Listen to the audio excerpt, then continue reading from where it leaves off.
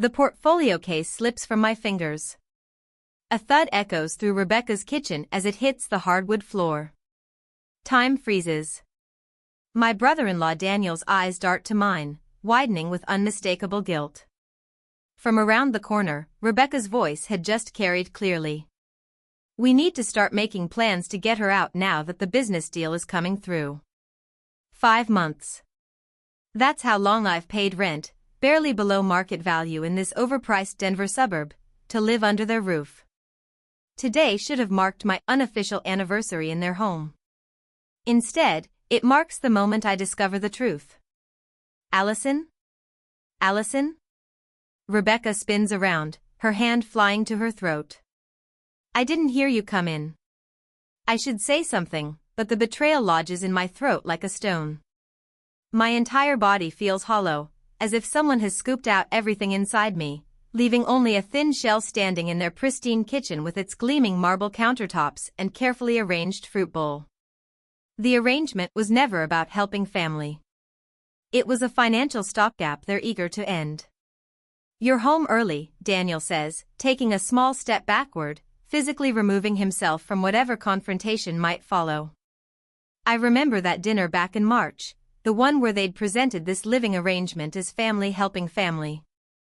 Rebecca had reached across the table to squeeze my hand. What kind of sister would I be if I didn't help you get back on your feet after grad school? What kind indeed? I'd been so grateful. Not just for the room, but for what I thought was genuine support. I'd paid my substantial rent on time every month. I'd cooked dinner 3 nights a week. I'd stayed late with their son Jeremy when their babysitter canceled. I'd scrubbed bathrooms and vacuumed stairs and listened to Rebecca complain about clients who didn't appreciate her design expertise. The first warning sign had come last month when I'd casually mentioned staying through winter. Rebecca's smile had tightened around the edges, her fingers tapping a rapid rhythm against her coffee mug. Let's not get ahead of ourselves, she'd said. Now it all makes sense. My hand steady as I bend to retrieve my fallen portfolio. 5 years of design school and a master's degree taught me precision under pressure. I straighten, meeting Rebecca's gaze directly. I heard everything, I say, my voice calmer than I feel. Let's talk honestly for once. Rebecca's cheeks flush, but she recovers quickly. We were just discussing future plans for the nursery. Her hand drifts to her stomach, though there's no visible pregnancy yet. Rebecca. My tone stops her mid-sentence. I heard you. The business deal came through, so now you don't need my rent money anymore. Daniel takes another step back, physically distancing himself from the conversation. It's what he always does, defer to Rebecca, retreat from conflict, become invisible when things get difficult. They're blood relatives, but in this moment, he might as well be a stranger. Rebecca's embarrassment transforms into righteous indignation, her posture stiffening. You shouldn't eavesdrop in someone else's home, Allison. Someone else's home, not our home, not your home, too. Someone else's. The words strike like a physical blow. I've been here 5 months, contributing in every way possible, yet I've always been just a visitor, an intruder, never family, despite the blood we share. How long do I have? I ask, clutching my portfolio closer. Inside are the preliminary sketches for the downtown contract that could make my career, the one that requires me to be within commuting distance of the city center. We can discuss details later, Rebecca says, suddenly all business. We should sit down and work out a timeline that's fair to everyone. Fair, as if anything about this situation has ever been fair. I nod once, turning toward the stairs that lead to my temporary bedroom. Each step feels heavier than the last as the reality sinks in. I'm facing potential homelessness while working on the most important project of my budding career. Behind me, I hear Rebecca's whispered hiss to Daniel. This is exactly why we needed to plan this carefully. I keep climbing, my mind already racing through options, calculations, and possibilities. One thing is certain, I've always been a means to an end for them, never family. Just a convenient solution to a temporary problem. Well, now I have a problem of my own to solve. The next day, while they are outside, the glow of Rebecca's laptop screen illuminates my face as I stare at the email, my fingers frozen above the keyboard. I hadn't meant to open her account.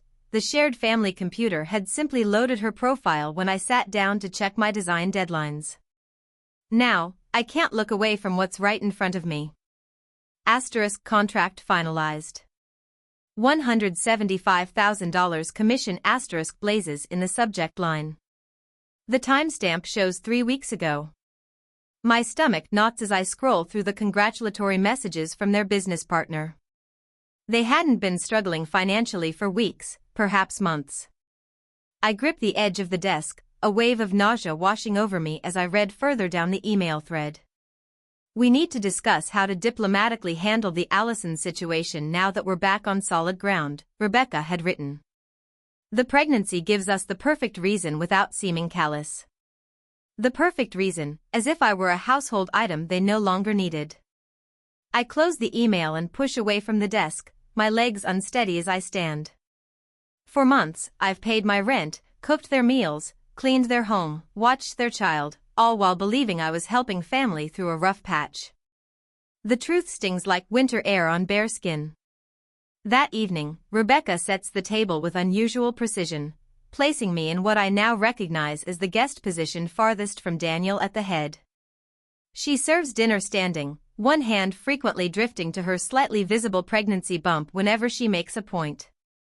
Daniel sits with his arms crossed, his gaze fixed on his plate.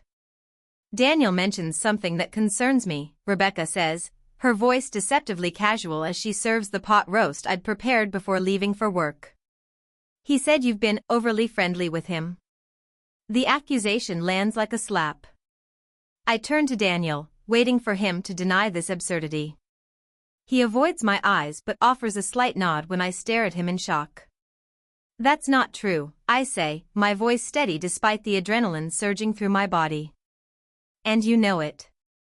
Rebecca places her hand on her stomach again, a gesture I now see for what it is, a shield against contradiction.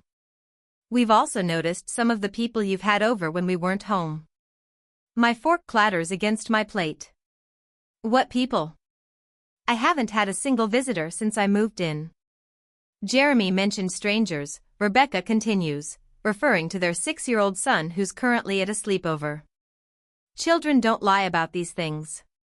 The fabrications pile up like snowdrifts, too absurd to melt with logic. My breathing shallows as I realize what's happening. They're building a case against me, creating fictional infractions to justify pushing me out now that they no longer need my financial contribution. I think, Rebecca says, lowering herself into her chair with exaggerated care, you might be happier somewhere else, especially since we'll need your room for the baby very soon. Ever. The truth clicks into place. How soon? I ask, though I already know the answer won't be reasonable. 3 weeks should be plenty of time, Rebecca says, cutting her meat with precise movements. The painters are scheduled for the 4th. My heart thuds against my ribs. 3 weeks? In this housing market?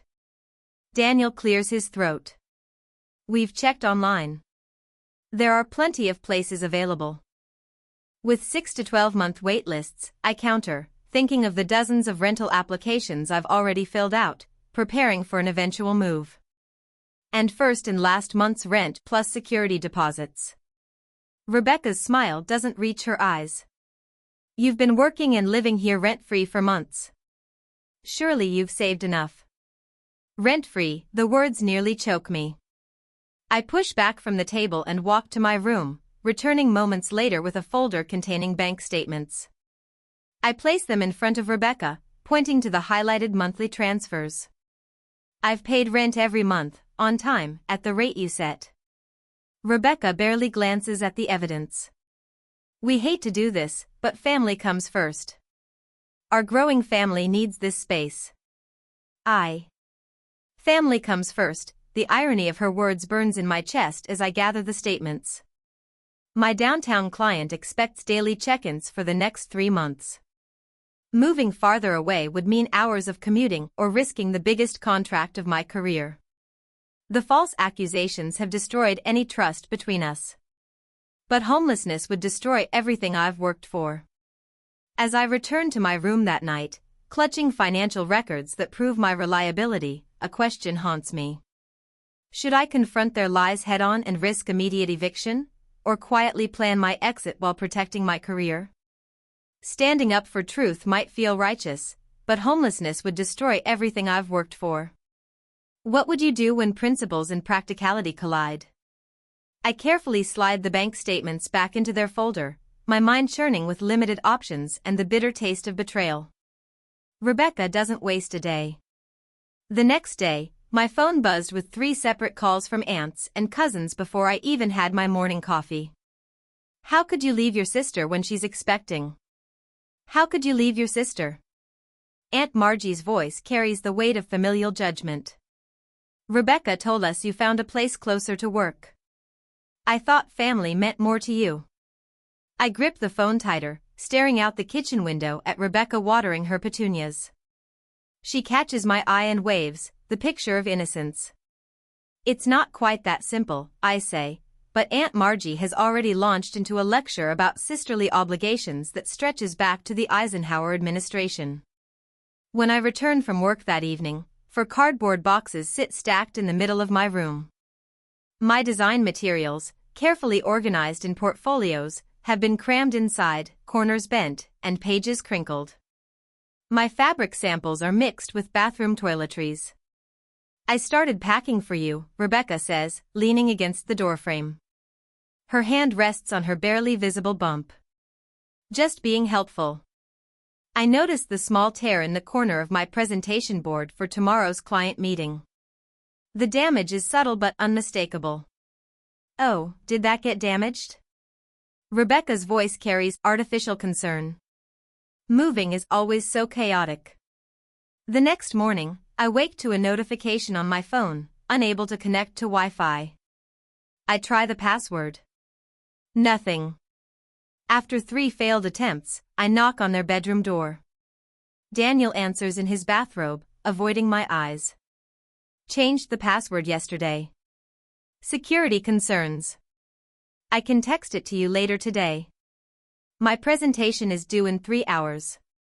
I gather my materials and leave early, hoping the coffee shop's internet will suffice for the final touches. That afternoon, Rebecca calls as I'm leaving work. Just wanted to let you know the painters are coming Monday for your room. She pauses. Our nursery, I mean.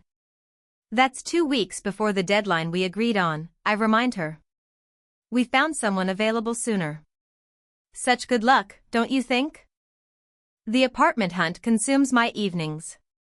Each application results in the same response. We've selected another candidate. The 4th rejection comes with candid feedback. Over 80 applicants for a 1-bedroom apartment within my price range. My friend Cynthia's couch serves as temporary refuge until her boyfriend moves in unexpectedly. Just for the weekend, she promises, but her eyes tell a different story. That night, I park behind the design studio, reclining my seat as far as it will go. Sleep comes in restless patches between street noises and the discomfort of the gear shift pressing against my leg. The temperature drops to the low 40s, and my thin jacket provides little warmth. By morning, my fingers are too stiff to hold a pencil properly. My client notices the shadows under my eyes. Are you sure you can meet our deadline, Allison? The presentation seems unfinished. Absolutely, I lie, though my design mock-ups lack the precision they normally contain. The following nights alternate between budget motels and my car. Each morning, I return to Rebecca and Daniel's house to shower and change, timing my arrival for when they've left for work. The simple act of using the bathroom in what was once my home now requires military-level planning. My stomach knots at the sound of a key in the lock, afraid Rebecca might return unexpectedly. I've started eating meals in my car, avoiding the kitchen altogether. The expense of takeout food drains my savings, money that should be going toward a security deposit. The winter chill seeps through my car windows. When the temperature drops below freezing, I surrender more of my dwindling funds to another motel room. The pattern becomes unsustainable. My bank account shrinks while my anxiety expands. A perfect inverse relationship. You look like hell, Ellen says when I stumble into the office. She's new to the design team, hired just 2 months ago. We've exchanged pleasantries but little else. I mumble something about insomnia while attempting to focus on the computer screen. Later, Ellen places a coffee on my desk and pulls up a chair. My apartment has a pull-out couch, she says without preamble. It's not fancy, but it's yours for as long as you need it.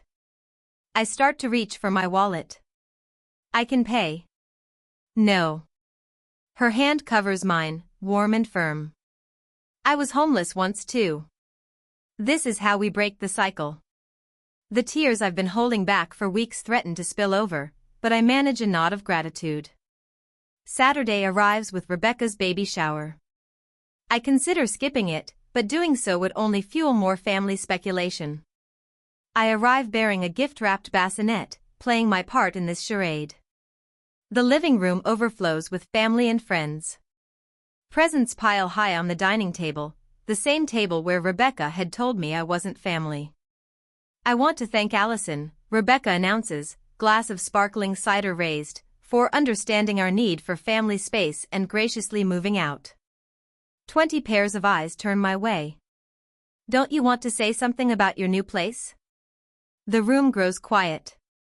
I feel the weight of their expectation, the script I'm supposed to follow. Lie politely. Protect Rebecca's image.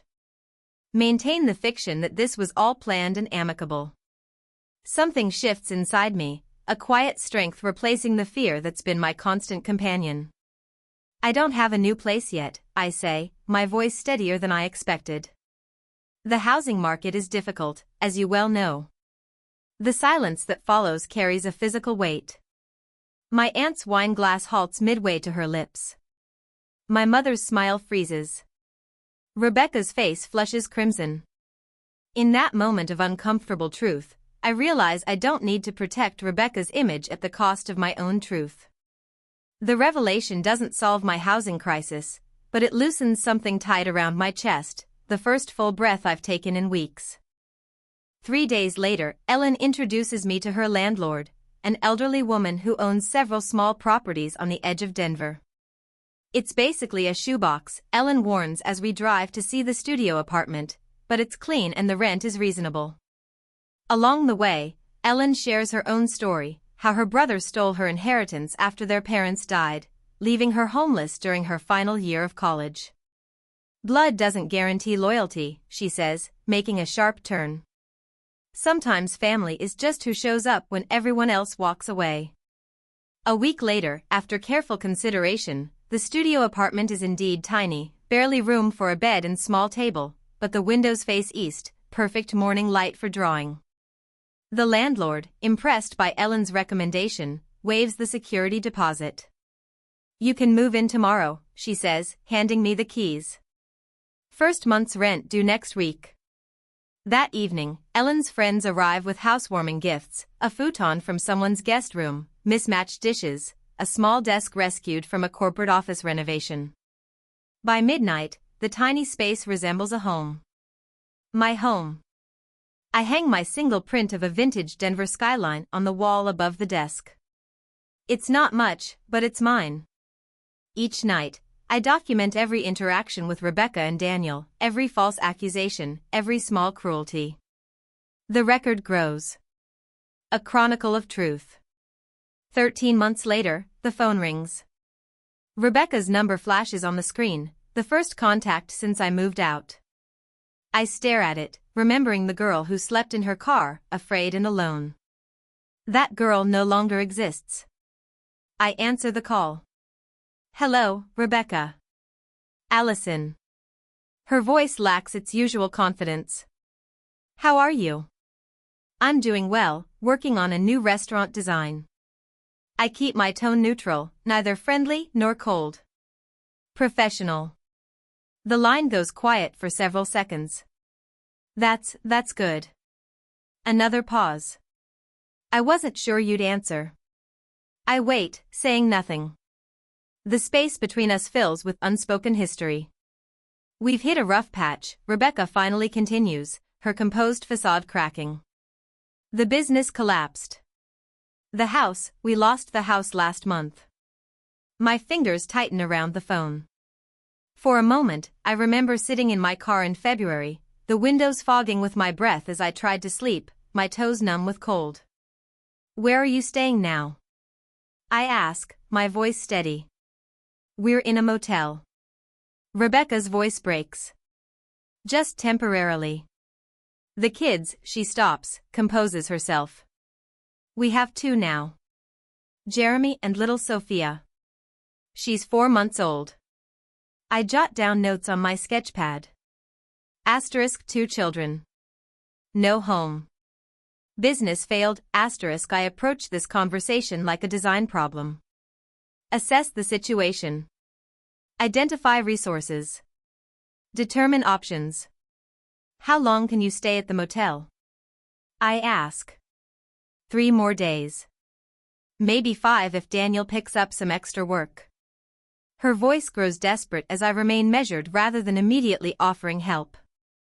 We've applied for apartments, but with the business bankruptcy on our record, I nod, though she can't see me. The Denver housing market hasn't become any more forgiving in the past year. The children shouldn't suffer for adult problems, Rebecca says, her voice taking on a familiar persuasive tone. They're innocent in all this. The statement hits me like a physical blow. I close my eyes and see myself curled up in the back seat of my Honda, shivering under a thin blanket, the January wind whistling through a window that wouldn't fully close. I had been innocent too. I understand children shouldn't suffer, I reply evenly. No one should. Look, I know things weren't perfect when you lived with us, Rebecca continues. We weren't at our best back then, but it wasn't that serious. Everyone goes through rough patches. Wasn't that serious, the dismissal solidifies something in me. I remember the boxes of my belongings stacked haphazardly in the hallway, design materials damaged beyond repair.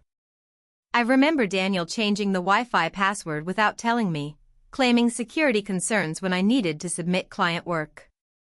Rebecca? I say carefully. What exactly are you asking me for? She hesitates.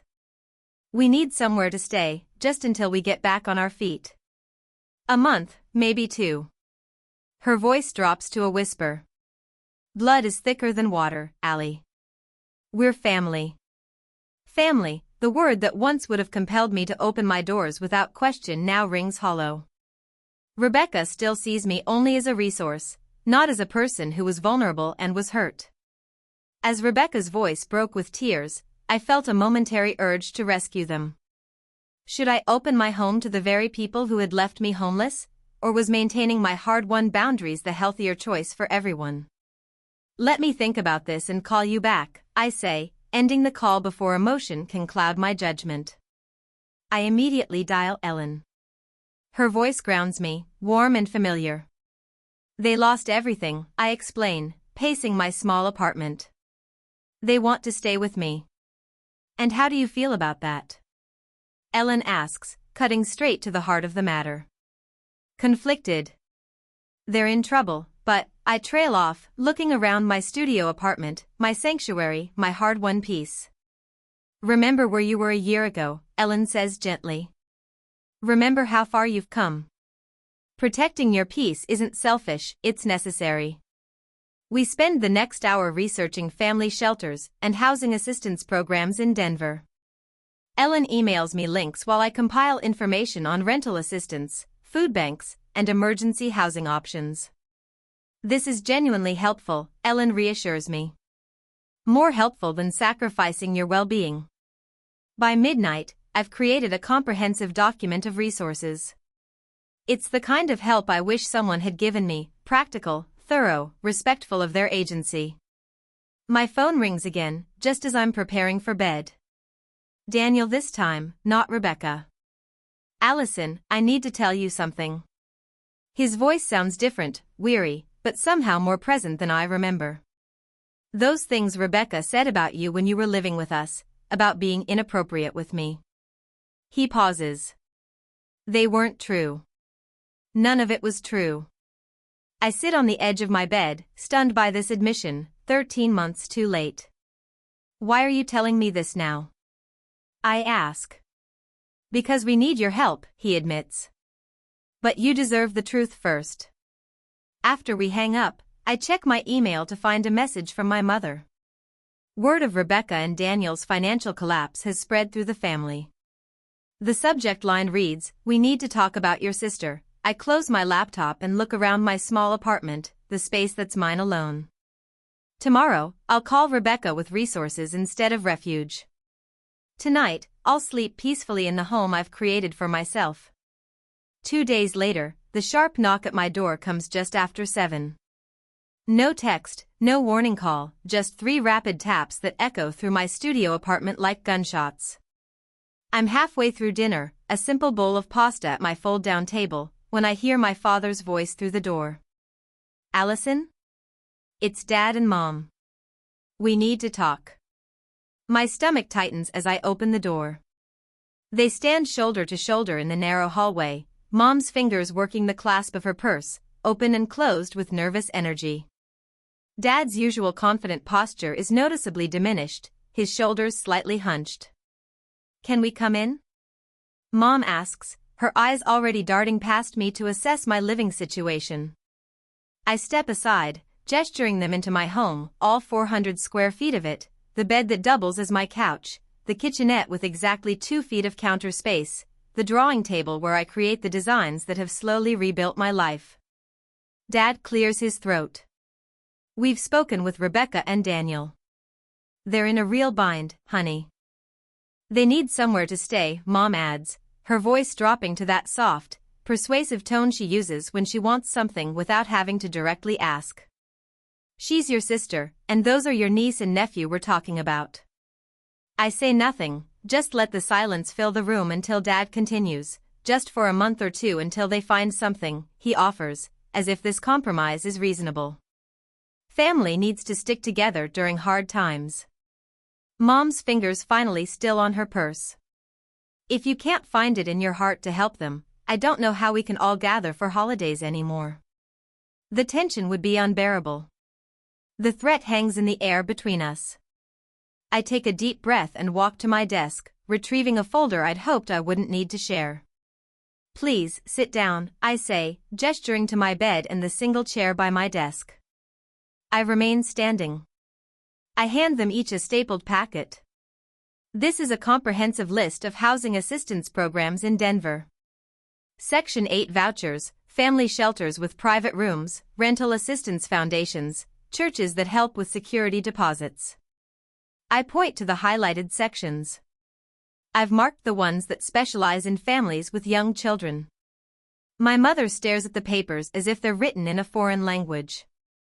But you have space here. I don't, actually, I interrupt quietly. This apartment is barely big enough for me. But that's not really the point, is it? I sit on the edge of my desk, looking at the people who raised me. When Rebecca and Daniel pushed me out of their home, I spent nights sleeping in my car. In February, the temperature dropped to 19 degrees. My father's face pales. You never told us that. Would you have believed me over Rebecca? She told everyone I was leaving by choice. My voice remains steady, but my hands tremble slightly. While I was looking for safe places to park overnight, they were in their 4-bedroom house with the heated floors Rebecca was so proud of installing. Mom looks down at the resource list again, her fingers tracing over the names of organizations. I rebuilt my life without family support, I continue. I found housing, kept my job, and created a new support network. They can do the same with the resources I'm offering. I tap the papers in their hands. Everything they need is right there. 2 weeks later, we all sit around my parents' dining room table, the first family dinner since Rebecca and Daniel's financial collapse. The tension is thick enough to cut with the butter knife beside my plate. Rebecca wears the mantle of victimhood like a designer dress, tailored perfectly to her frame. It's just hard to understand, she says, looking directly at our mother. Allison has space, but she won't share with family in need, after everything we did for her. That's my cue. I rise from my chair, retrieving folders from my bag. With deliberate calm, I distribute copies to everyone at the table. This is a timeline, I explain, remaining standing while they all sit with papers in hand. From the day I moved in with Rebecca and Daniel to the day I was forced out. It includes dates, conversations, and actions. You'll find my rent payments documented on page 2. The accusations Rebecca made against me are on page 3, along with witness statements from people who were actually in their home during that time. Rebecca's face flushes. This is ridiculous. You're trying to make us look. It's accurate, Daniel's quiet voice cuts through his wife's protest. Everything she wrote happened exactly that way. My mother's hand covers her mouth as she reads, her eyes widening at certain passages. Dad flips through the pages with increasing discomfort.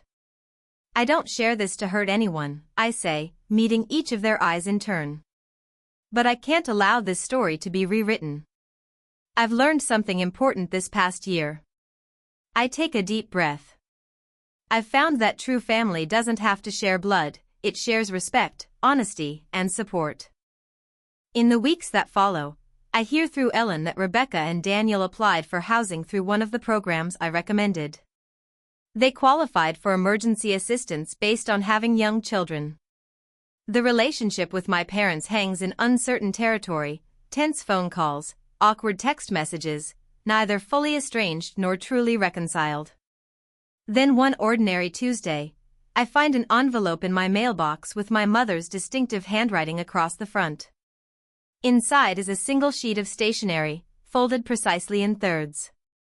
I hold it, unopened, wondering what bridges can be rebuilt and which ones should remain in ashes. Sunlight streams through the floor-to-ceiling windows of my condominium, casting golden patterns across the hardwood floors I selected myself. 6 months after purchasing this place, I still catch myself pausing to absorb the reality that these walls, this space, this sanctuary belongs entirely to me. The nameplate on my desk catches the light. Allison Hartwell Designs, building beauty from blank slates. I run my fingers across the engraved letters, remembering sleeping in my car, wondering if my career would survive. Now my downtown office sits just 10 minutes away, and my client list grows monthly. Throughout the condo, framed photos tell the story of my chosen family. Ellen laughing during our hiking trip to Boulder, our impromptu Thanksgiving dinner when 4 of us crammed around my tiny table. The day my design for the Westbrook Hotel lobby was unveiled, with Ellen and our friends cheering in the background. Not a single photo shows Rebecca or Daniel. I adjust the last centerpiece as the doorbell rings. My first real housewarming party. Not in someone else's home, not in a cramped studio apartment, but in a space I designed to reflect every aspect of who I've become. This place is absolutely gorgeous, Ellen says, stepping inside with a bottle of champagne. Others follow, colleagues, friends, neighbors, all people who showed up when it mattered. You've created something spectacular here. The afternoon unfolds with laughter and conversation flowing as freely as the wine. So different from those tense dinners at Rebecca and Daniel's, where I constantly calculated how to appear grateful enough, helpful enough, invisible enough. A toast, calls out Jackson from the design firm. To Allison and her incredible new home. Glasses rise, but Ellen steps forward. If I may, she says, her voice softening. I want to toast something beyond these beautiful walls. She turns to face me directly. To Allison's resilience. When I met you, you were sleeping in your car and still showing up to work with brilliant designs. You never broke, never compromised your integrity, never stopped believing in your worth. My eyes dampen as Ellen continues. You taught me that family isn't defined by blood but by loyalty and truth. You've built more than a home here. You've built a life that honors who you truly are. The words sink into my chest, warming places that once felt permanently frozen. Later, after the last guest leaves, my phone buzzes with a text from my mother, confirming our coffee meeting tomorrow. We've been carefully rebuilding our relationship, one conversation at a time. The cafe we meet at sits halfway between our homes, neutral territory. My mother arrives first, already nursing a cup of tea, the timeline document I created over a year ago spread on the table before her. The edges are worn, the creases deep from repeated folding and unfolding. I read it again last night, she says without preamble. I think I understand a little more each time. I order my coffee and sit across from her. Understanding is all I ever wanted. I should have seen it sooner, she admits, carefully refolding the document. Your father and I were so conditioned to believe Rebecca's version of events. She was always so convincing. We talk for nearly an hour, the conversation easier than it's been in months. As we prepare to leave, she mentions Thanksgiving, still 3 months away. We'd love to have you, of course, she says. And Ellen too, if she'd like to come. Any of your friends, really. The house gets too quiet with just your father and me. The invitation sits between us, not a demand, not an obligation, but a genuine opening. Driving home, I pass Rebecca and Daniel's old house. A young couple lives there now with a toddler who rides his tricycle on the same driveway where I once unloaded groceries, believing I belonged. I feel no pull, no longing, no pain, just the peaceful acknowledgement of a closed chapter. As I drive past what was once a place of such betrayal, I wonder whether healing means rebuilding broken relationships, or simply making peace with their absence in our lives. Sometimes the strongest family ties are the ones we create ourselves. What would you choose, working to repair broken blood bonds, or investing in the chosen family who proved their loyalty? I turn onto my street, toward my home, toward my foundation. Either way, the choice is finally, completely, mine.